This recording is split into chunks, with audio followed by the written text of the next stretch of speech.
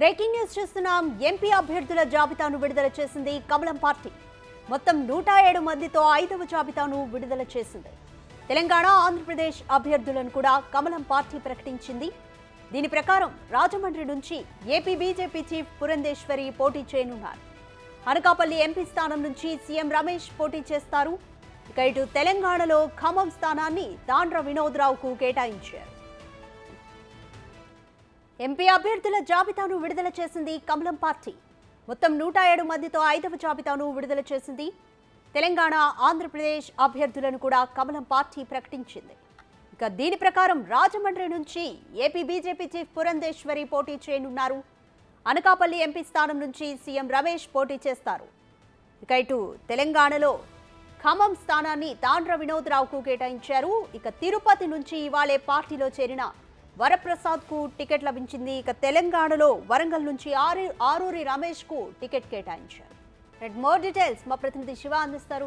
శివ, లోక్సభ ఎన్నికల నేపథ్యంలో బీజేపీ 5వ జాబితాను రిలీజ్ చేసింది. ఇక తెలంగాణకు సంబంధించి డీటెయిల్స్ ఏ విధంగా ఉన్నాయి, అలాగే ఏపీ డీటెయిల్స్ ఏ విధంగా ఉన్నాయి? బీజేపీ లోక్సభ ఎన్నికల జాబితాను 111 మంది అభ్యర్థులతో 5వ జాబితా ప్రకటించింది. దీంట్లో తెలంగాణ, ఆంధ్రప్రదేశ్ సంబంధించిన అభ్యర్థులను కూడా ఫైనల్ చేశారు. ఇక తెలంగాణకు సంబంధించి ఏదైతే 17 లోక్సభ నియోజకవర్గాలు, ఇప్పటికే 15 లోక్సభ నియోజకవర్గాలకు అభ్యర్థులను ప్రకటించారు.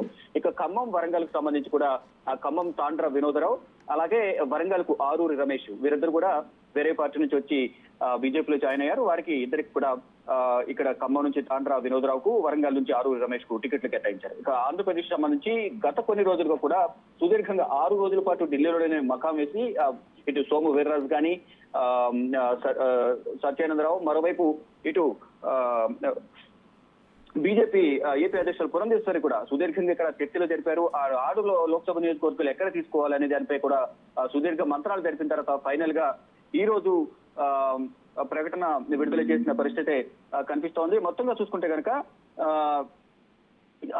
ఈ 6 నియోజకవర్గాల్లో అరకు, కొత్తపల్లి గీత, అనకాపల్లి సీఎం రమేష్, రాజమండ్రి పురంధేశ్వరి, నర్సాపురం భూపేదరాజు, శ్రీనివాస్ వర్మ. నర్సాపురం మాత్రం మొదటి నుంచి కూడా వైసీపీ రెబల్ ఎంపీ, వైసీపీకి రాజీనామా చేసిన రఘురామకృష్ణరాజుకి నర్సాపురం ఇస్తారని అందరూ ఆశించారు. కానీ ఫైనల్ గా భూపేదరాజు, శ్రీనివాస్ వర్మకు ఇచ్చారు. ఇక తిరుపతికి సంబంధించి వరప్రసాద్ రావు, తిరుపతి నుంచి వరప్రసాద్ రావు ఈ రోజే కేంద్ర మంత్రి అనురాగ్ సింగ్ ఠాకూర్ సమక్షంలో బీజేపీ తీర్థం పుచ్చుకున్నారు. మధ్యాహ్నం 11:30కి ఆయనకు కూడా టికెట్ ముందుగానే అష్యూరెన్స్ ఇచ్చిన తర్వాత మాత్రమే పార్టీలోకి ఆహ్వానించినట్టు తెలుస్తుంది.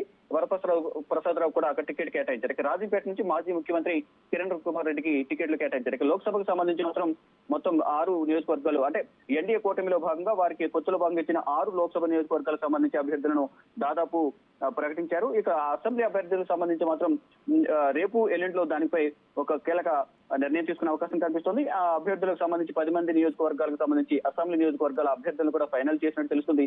దానిపై కూడా మరొకసారి రాష్ట్ర నాయకత్వంతో చర్చించి